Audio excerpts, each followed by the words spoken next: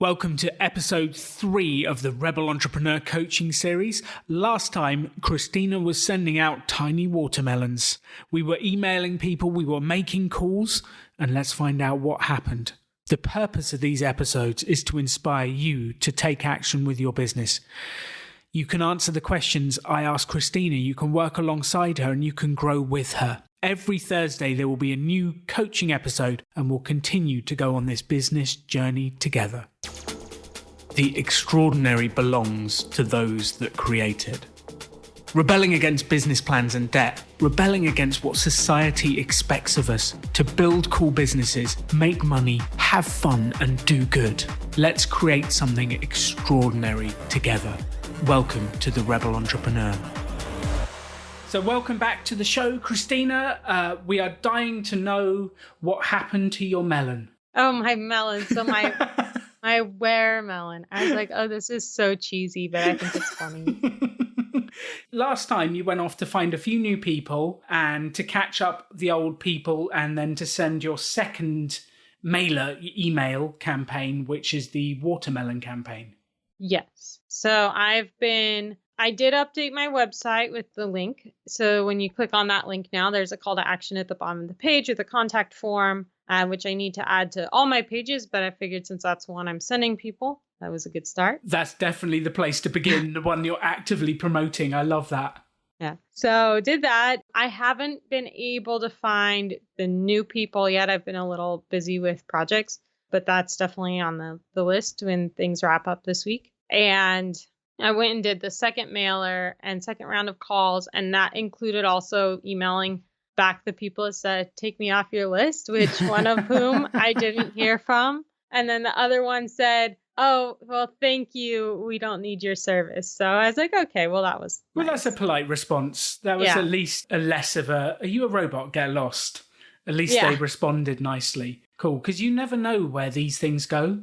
You never know where these things go. Was it just literally that one line saying, we don't need your services, thank you? Yeah, basically. It was pretty quick. So then I just said to myself, well, I'll find someone else at your company to harangue.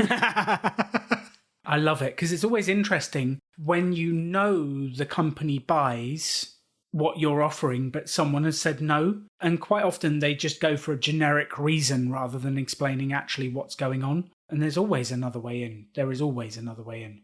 Well, and I also imagine it's a lot of trial and error. And the way a lot of these companies work is some of them do things like this directly through their own marketing. Some of them probably go through their PR. And then the way a lot of, since we're talking liquor companies specifically is who I'm going after, I just know from my years in the industry that the way a lot of them work is their brand ambassador teams and stuff. Some of them handle this kind of content within their brand team and some of them don't. And then some of those brand teams are through an agency that's not technically the company at all because it protects them liability wise. Okay. So, I feel like it's a little bit of a process, doing the runaround and trying to figure out who I'm actually supposed to be talking to. And I hope they would forward it to the right person, but I also can't assume that that's happening. So I think it's just the legwork, I guess. Yeah, no, the forwarding bit doesn't often happen. That is not,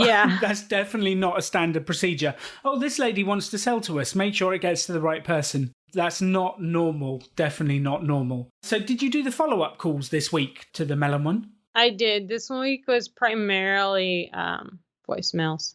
Primarily voicemails. So 25 voicemails.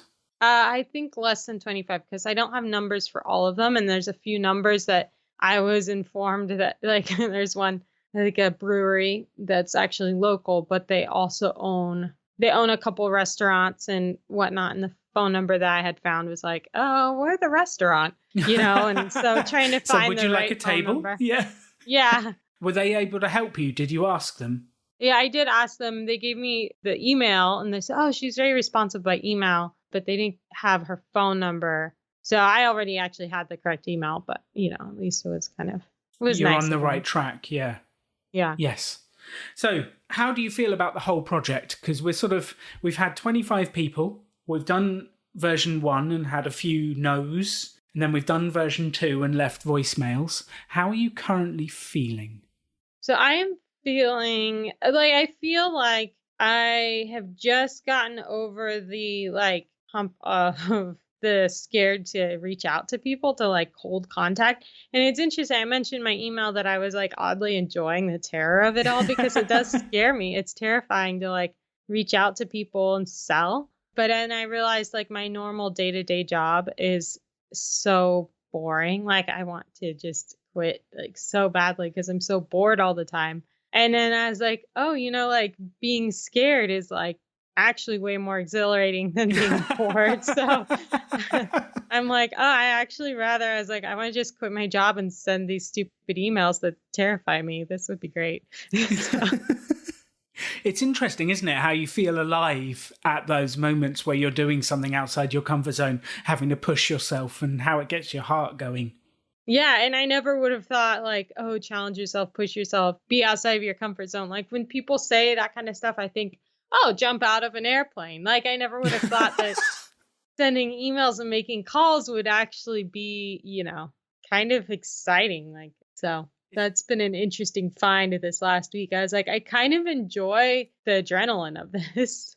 It definitely is, because you don't know what's going to happen. I'm ringing this stranger. Are they going to say yes? Are they going to say no? Are they going to shout at me? Which rarely happens, but my mind always goes to the worst case scenario. But that's rarely happened in however many years of doing this. But it gets you going and it gives you a buzz. And one of the things that I say repeatedly at Pop-Up Business School is everything you want in life is outside your comfort zone. Otherwise, you'd already have it. Yeah. Like if you were comfortable building your business, you would have done it already and you wouldn't need me. We wouldn't need to have a chat. You wouldn't feel about these things. So it's going to be outside and it's definitely going to be shaking up. And the fact you've learnt to oddly enjoy the terror, which I love that phrase, I've oddly enjoyed the terror of calling, is brilliant. I think it's time now that you've started to get to that feeling to amp things up a bit. We should put the pressure on a little bit more. We should go a little bit bigger. We should go a little bit faster. Because if you're starting to feel more relaxed and a little bit more comfortable and actually you're going, this is better than boredom. Because I think you've got a good message. You've got a web page that has now a description of what you do, has some text, has a contact form. Like, let's start to go bigger. Let's really start to push these people. What do you think? Yeah.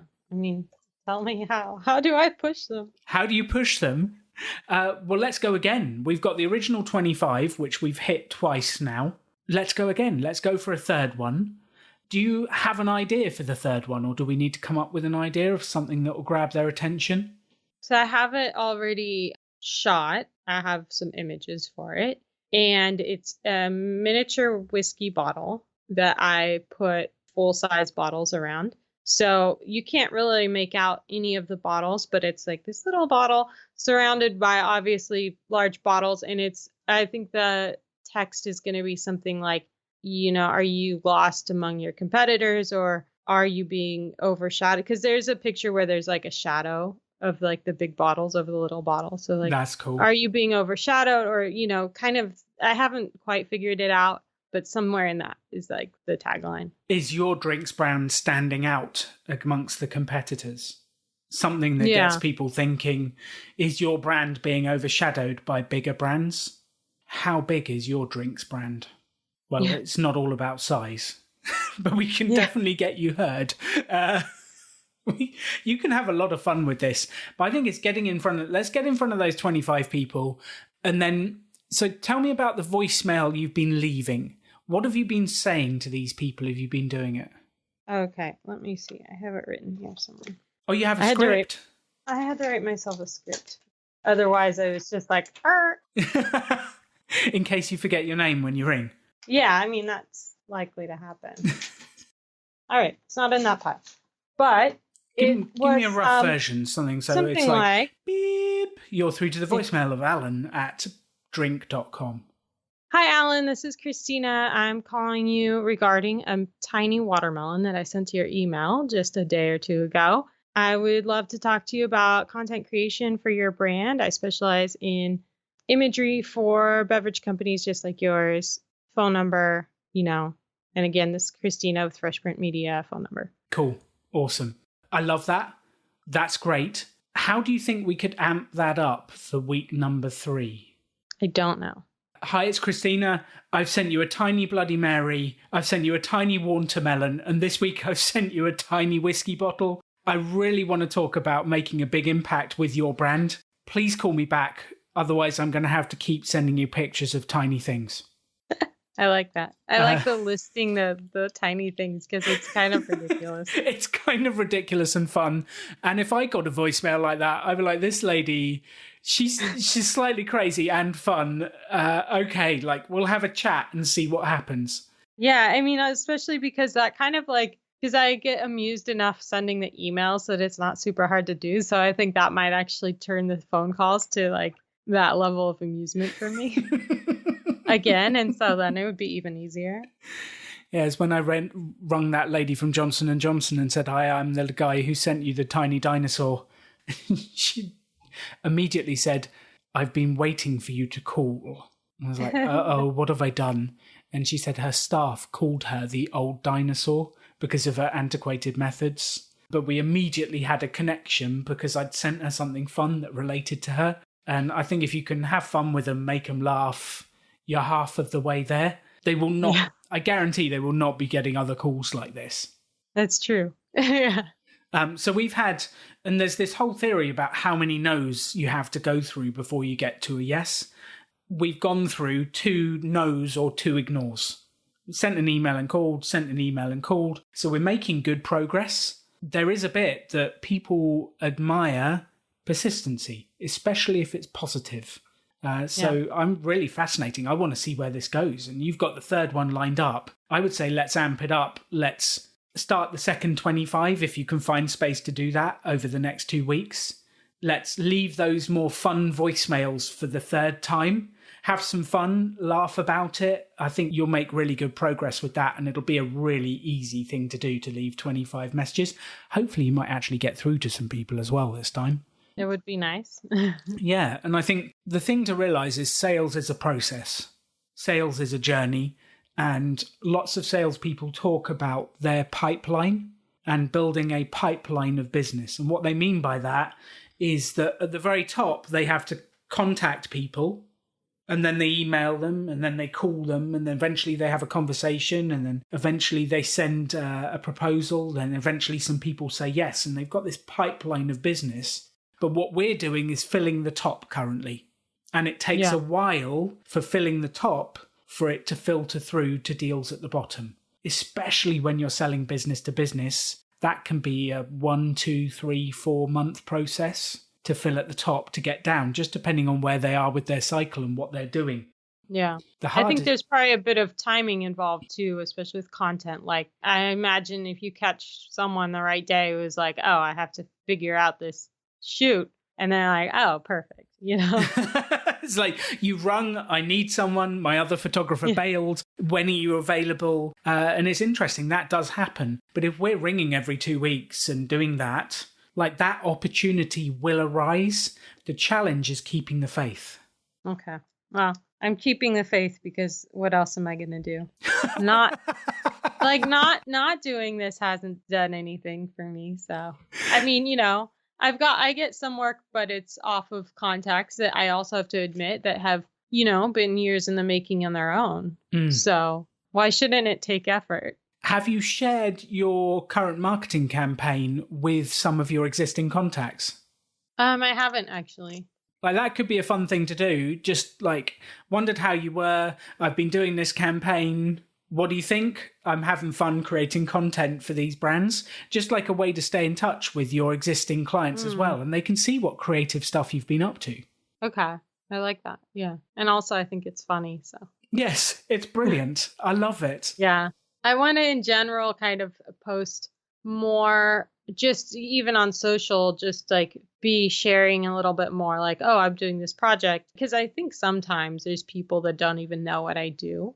So. Yes. Yeah, I think you're absolutely right. And I have to keep relearning this.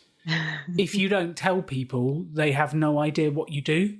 And if you don't shout about what you do, no one else will. No one else will, yeah. And a guy I used to do some work with said, you have to blow your own trumpet. because no one else will blow it for you. And then he had a picture of this guy with a huge trumpet blowing it and playing music. But no one else will shout about what you do. And I forget about that. I genuinely do. So I guess second piece of homework is like do the bit where you contact your existing contacts with this campaign. I think that will work really well. Could you also put it on your social channels with a little bit about what you're up to and what you're doing? Yeah. Like you've created it, you've actually done the hard work already. I feel like you can start telling people through LinkedIn, Facebook, and different places. I always forget about LinkedIn. I should share stuff there. It is the B2B platform. It really is. And this year, especially, whereas Facebook is shutting down the number of people you can get in front of, LinkedIn is actively promoting it and it's doing the complete opposite. And that's going to be where all these people are. Have you ever got into the brand groups? So I bet you there's a marketing manager, brand manager. I bet you there is a drinks and alcohol, industry group. I bet there's some different groups. Yeah, that's a good pointer. I'm going to have to look those up. And then everywhere they look, there will be a tiny melon, a tiny Bloody Mary, and a tiny whiskey in front of them with your name. Yeah, and I actually just did the content for a brand new product that's launching, I guess, globally. So, that would be a great thing to be sharing out that, basically done the whole everything for it. So, that would be something great to share once we're allowed to share it and be like, oh, look at this. That is absolutely what you need to shout about. Absolutely. Even now, if you can have a photo of you doing it, saying, I'm doing this for a global brand coming soon, I'll tell you exactly what it is. Even if you can trail what's happening, it'll get people interested in what you're doing. I think I was very, very bad at, I would get so excited by the work, I'd forget to tell anyone what I was doing because I was just into what I was doing. And it's remembering to shout about it. Yeah, I think I do that as well. It's natural. You get excited about what you do and then you forget to promote yourself. Yeah. Yeah. Unfortunately, it's not always the people that are best at doing the work that become successful. It's the people who are best at sales and self-promotion that become successful. And rightly or wrongly, that's the world we live in. And I'd rather just play the game than try and change the world. Like, I'm on the mission to change the world in places, don't get me wrong, but there is a little bit of playing the game we've got in front of us. Yeah. It's like, yeah, well, and if you play the game well, then maybe you can have some influence to change things. Exactly. Yeah. You can change things after you've played the game. There's that whole thing. Lots of people want to change the game before they've actually been successful playing it. But if you can go out and play the game, it's incredible what influence you have. Yeah. Cool. So shall we chat again in 2 weeks and find out if you've managed to clobber any clients with Tiny Whiskey? Yes. Cool. Is there anything else I can do to help you? No, that's a lot of great pointers. So that's the end of episode 3. Obviously, I have some points for you to take away. The first is sales can be fun. Like, make the sales process fun. We spoke about this today with Christina, amping up the voicemails, the messages. Sales should be fun. And actually, the more fun it is for you, the more fun it is going to be for the people you're selling to. Like, let's have fun with this. Business doesn't have to be so serious. Business doesn't have to be boring. It can be fun. So what can you do this week to have more fun with your sales, with your business, with everything you're doing? Let's not make this a slog. Let's have fun. The second thing I wanted to give you is that no one else is going to blow your trumpet for you. You have to blow your own trumpet.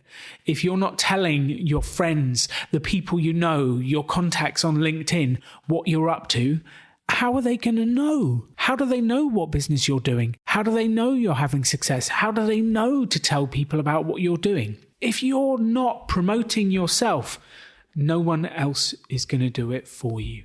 And the third thing is about getting out of your comfort zone, because everything you want in life is outside your comfort zone. Otherwise, you've already have it. If you want to build a business and get sales, you're going to have to get uncomfortable and make calls, send emails, do marketing, talk to people. That's just what is going to have to happen. So get uncomfortable. Every day, think about what's the thing that will make me uncomfortable, what's the thing that will help me make progress, and do it and have fun with it. The more uncomfortable you get, the more progress you'll make.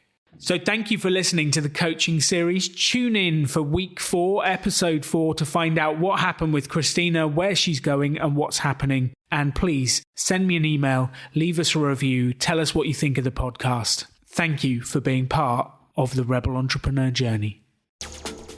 You can have any life you want to. Choose to build something cool.